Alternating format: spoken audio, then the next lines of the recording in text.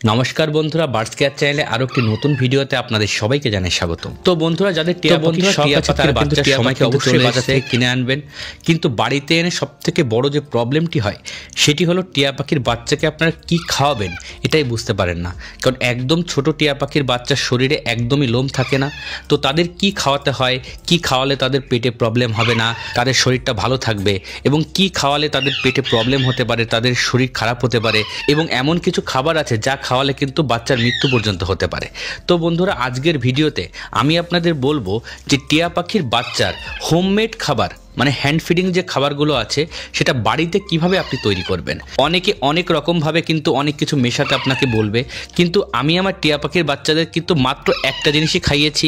আপনারা আমার টিয়া পাখিগুলোকে কিন্তু ভিডিওতে অবশ্যই দেখেছেন, তো তাদের কি কোনো অংশে মনে হয়েছে যাদের শরীরটা খারাপ? তো বন্ধুরা আজকের ভিডিওতে আমি আপনাদের বলবো কিভাবে বাড়িতে হ্যান্ড ফিডিং খাবার তৈরি করতে হয়। তো চলুন বন্ধুরা দেরি না করে ভিডিওটি শুরু করি।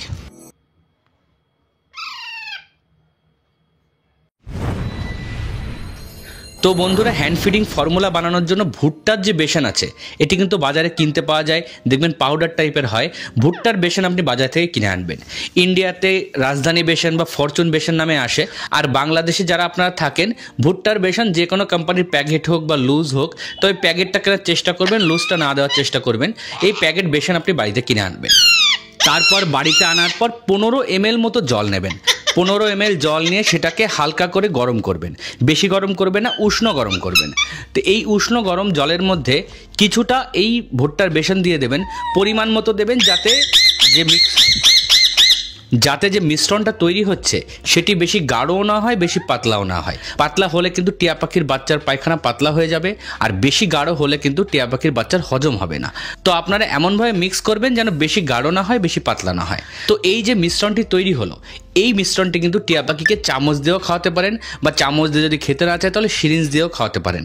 তবে সিরিঞ্জ দিয়ে কীভাবে খাওয়াতে হয় এটি যদি না জানেন তাহলে কিন্তু সিরিঞ্জ দিয়ে খাবেন না। আর যদি টিয়া পাখির বাচ্চা একদমই চামচ দিয়ে খেতে না চায় তবে আমাকে কমেন্টস করবেন, আমি নেক্সট একটা ভিডিও বানিয়ে দেবো এর উপরে যে টিয়া পাখির বাচ্চাকে সিরিঞ্জ দিয়ে কীভাবে খাওয়াতে হয়।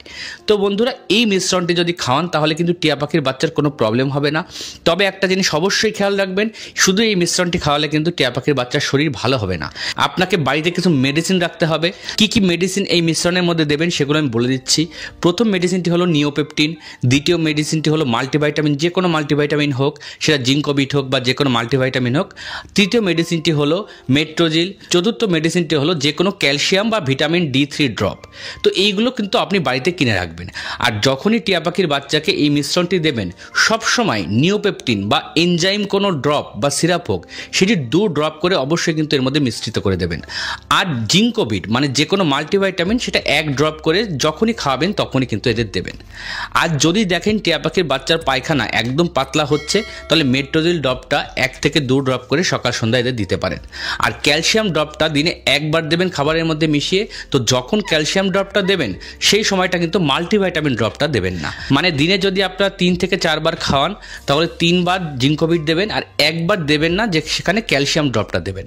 তো এভাবে যদি আপনারা খাওয়ান তাহলে কিন্তু টিয়া পাখির বাচ্চার শরীরটাও ভালো থাকবে, তার হজমে কোনো প্রবলেম হবে না, আর এই যে গরম বা শীতে সার্ভাইভ করার মতো ক্ষমতা পাবে, কারণ আপনি খাবারের মধ্যে অলওয়েজ কিন্তু মাল্টিভাইটামিন দিয়ে দিচ্ছেন। তো বন্ধুরা যদি ভিডিওটি ইনফরমেটিভ মনে হয়, যদি ভিডিওটি ভালো লেগে থাকে তাহলে প্লিজ লাইক করবেন, শেয়ার করবেন, আর চ্যানেল নতুন হলে প্লিজ সাবস্ক্রাইব করবেন। তো আজকের মতো এখানেই শেষ করছি। শুভরাত্রি।